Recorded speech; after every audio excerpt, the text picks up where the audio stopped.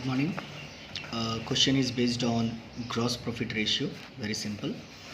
Revenue from operation यानी net cell दिया हुआ है 2019 1,60,000, ग्रॉस प्रॉफिट 40,000, जबकि 2020 के लिए नेट सेल दिया हुआ है 2 लाख और ग्रॉस प्रॉफिट 60,000. तो on the basis of this information we have to calculate GP ratio.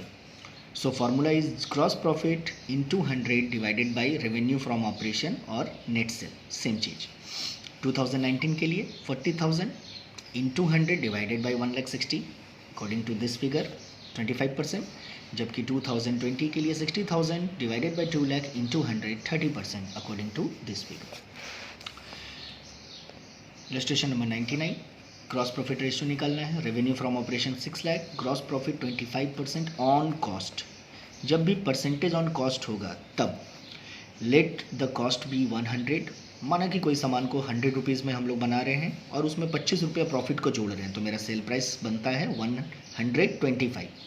इसलिए cost of revenue from operation निकालने के लिए 100 डिवाइडेड बाई 125 इंटू 6 लाख, क्योंकि रेवेन्यू फ्रॉम ऑपरेशन हम लोगों को दिया है. Revenue from operation means sale, हम लोगों को निकालना है कॉस्ट. तो कॉस्ट निकालने के लिए इसको यूनिटरी मेथड से लेके जाएंगे. 100 डिवाइडेड बाई 125 इंटू 6 लाख मेरा आ गया 4,80,000. अब ग्रॉस प्रॉफिट निकालना है. Revenue from operation minus cost of revenue from operation 6 lakh minus 4,80 1,20. 1,20 मेरा आ गया ग्रॉस प्रॉफिट. अब GP ratio gross profit into 100 divided by revenue from operation 1,20 into 100 divided by 6 lakh. 6 lakh revenue from operation मेरा आ गया 20%.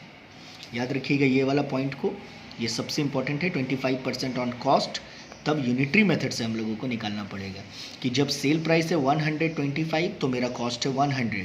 तो जब सेल प्राइस है 6 लाख तो कॉस्ट कितना होना चाहिए, यूनिटरी मेथड से निकल जाएगा. Next illustration number 101.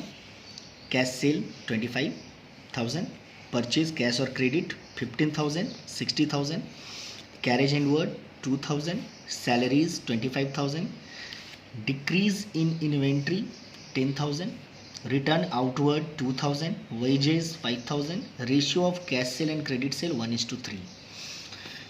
तो before solving main formula GP ratio we have to calculate revenue from operation. So revenue from operation के लिए cash cell plus credit sale. Cash cell is given in the question 25,000 और credit sale का जो ratio है 3 times है, यानी कि cash cell का 3 टाइम्स है, यानी कि हम लोग कह सकते हैं 75,000. तो मेरा हो गया रेवेन्यू फ्रॉम ऑपरेशन 1 लाख.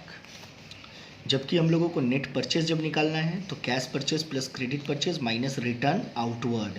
तो कैश परचेज 15 प्लस 60 माइनस 2,000 73,000 जो आया, ये आया मेरा नेट परचेज. नेट परचेज का मतलब ही होता है परचेज रिटर्न अगर दिया है तो उसको माइनस करके तब निकालना. अब आते हैं cost of revenue from operation, यानी कि कॉस्ट ऑफ गुड्स सोल्ड निकालना है. तो purchase plus opening inventory plus direct expenses minus closing inventory. Purchase plus decrease in inventory plus direct expenses जिसमें कैरेज इनवर्ड और वेजेस रहेगा. तो परचेज़ का अमाउंट 73,000 जो कि यहाँ से निकल गया. इसके बाद डिक्रीज़ इन इन्वेंट्री ये यहाँ है 10,000, इसको यहाँ ले लिया गया. Plus direct expenses 7,000 direct expenses में लिया गया, जिसमें कैरेज इनवर्ड और वेजेस जुड़ा हुआ है. वेजेस का अमाउंट देख लीजिए 5,000 है और कैरेज इनवर्ड 2,000 है, दोनों को जोड़ देंगे तो 7,000 हो गया. तो मेरा निकल गया 90,000.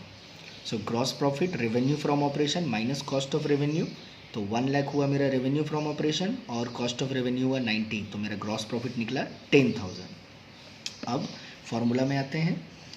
GP ratio gross profit into 100 divided by revenue from operation 10,000 into 100 divided by 1 lakh 10%. Thank you.